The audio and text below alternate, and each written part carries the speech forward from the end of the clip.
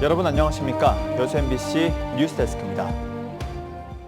광주 전남 행정통합이 지방선거를 앞두고 모든 이슈를 블랙홀처럼 빨아들이고 있습니다. 민주당은 물론이고 지역의 일부 야당들도 큰 틀에서는 찬성하고 있지만 속내는 복잡해 보입니다. 정용욱 기자입니다. 더불어민주당 광주시당은 광주 전남 행정통합이 선택의 문제가 아니라 지역의 지속 가능한 미래를 위해 반드시 추진돼야 할 국가적 과제라며 조속한 실행을 촉구했습니다.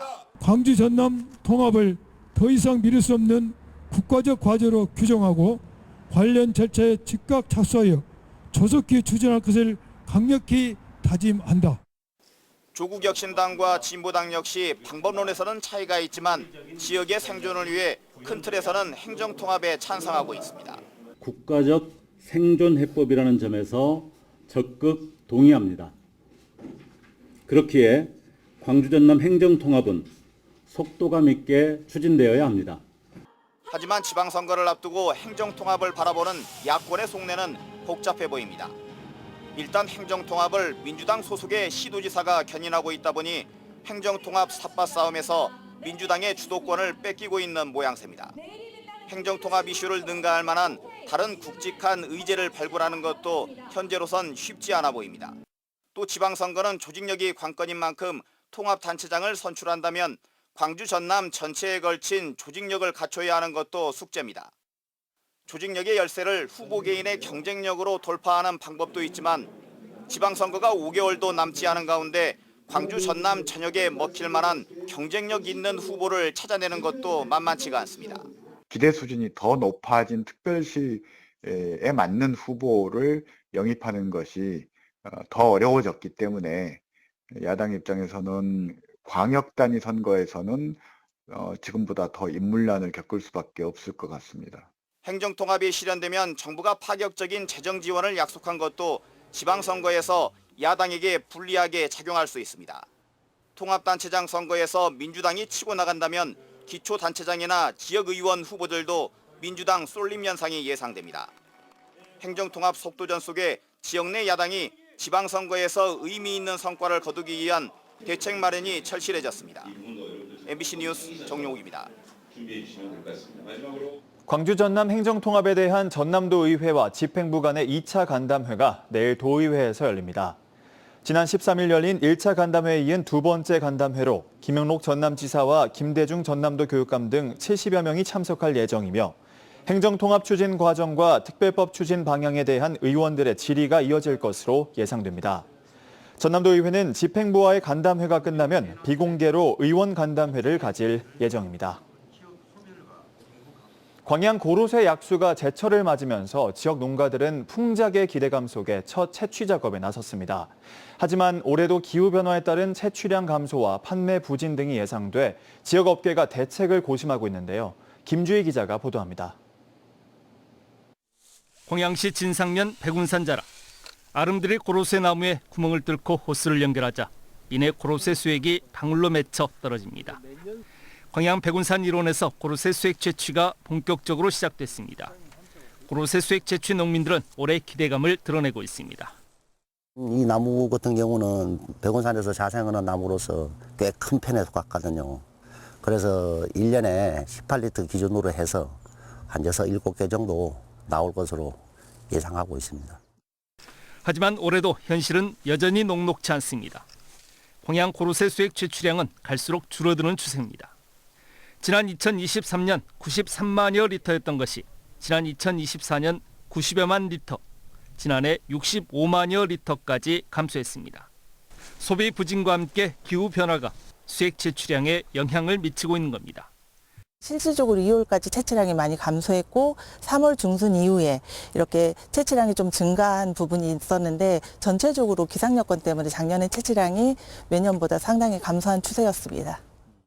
광양 백운산 고로쇠 약수협회는 고품질화와 2차 가공 상품화를 통한 돌파구를 찾기 위해 고민하고 있습니다. 협회 차원에서 최초로 광양 백운산 고로쇠를 친환경 인증을 받았습니다. 그래서 아마 3년에서 4년 후에는 유기농 인증을 받고 그러면은 이제 공식적으로 우리가 신뢰를 받는 그런 게 되잖아요. 여전히 적지 않은 악재들이 상존해 있는 가운데 황양 백운산 고로쇠 수액은 오는 20일부터 황양 지역 농협을 통해 본격적인 판매를 시작할 계획입니다. MBC 뉴스 김주입니다.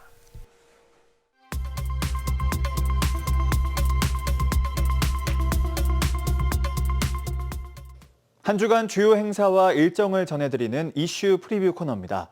내일부터 광주 전남 행정통합도민공청회가 본격적으로 시작되는데요.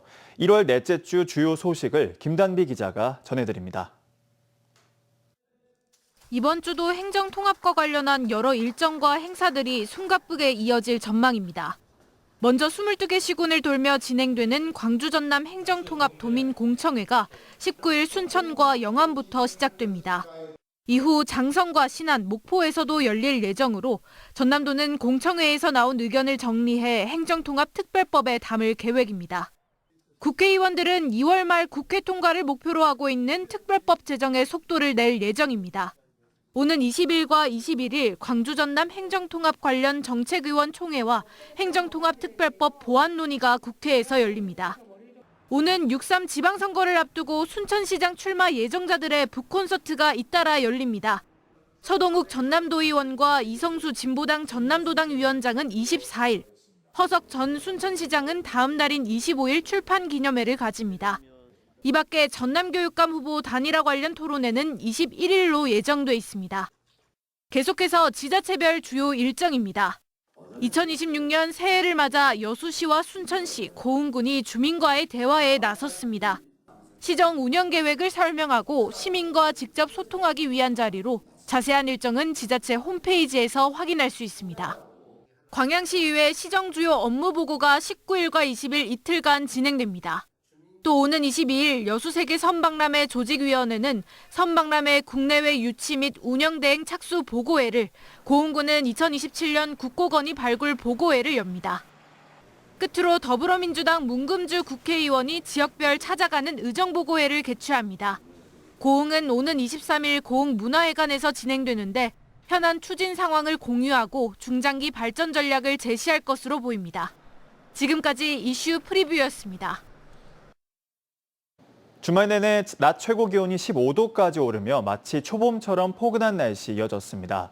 내일은 다시 기온이 떨어지겠고 모레부터는 강추위가 찾아오겠습니다. 내일 최저 기온은 0에서 5도 사이 머무르겠고 낮 최고 기온은 5에서 9도 예상됩니다.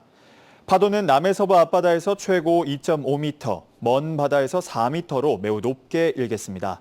내일 하늘은 대체로 흐리겠습니다. 광양시 금호동과 태인동을 잇는 금호태인 보도교가 준공됐습니다. 금호태인 보도교는 길이 64m, 폭 5m의 다리로 도보나 자전거로 이용할 수 있습니다. 그동안 금호동과 태인동은 강을 사이에 두고 있지만 연결도로가 부족해 시민들이 돌아서 이동하는 불편을 겪어왔습니다. 광양제철소는 불편을 해소하기 위해 지난해 3월 착공식을 열었으며 총 사업비 33억 9천만 원 중 26억여 원을 부담했습니다. 광주 전남의 10대와 20대 헌혈자가 10년 사이 43.6% 줄었습니다. 광주 전남 혈액원에 따르면 지난해 20대 헌혈자 수는 10만 1천여 명으로 10년 전인 2015년보다 7만 8천 명 이상 감소했습니다. 혈액원은 저출산으로 10년 전에 비해 광주 전남 10대 헌혈 가능 인구가 35.6%, 20대는 18.6% 급감한 것을 이유로 들었습니다. 한편 오늘 기준 광주 전남의 혈액 보유량은 3.71분으로 혈액 수급 위기 주의 상태가 지속되고 있습니다. 여수 MBC 뉴스데스크를 마칩니다. 시청해주신 여러분 고맙습니다.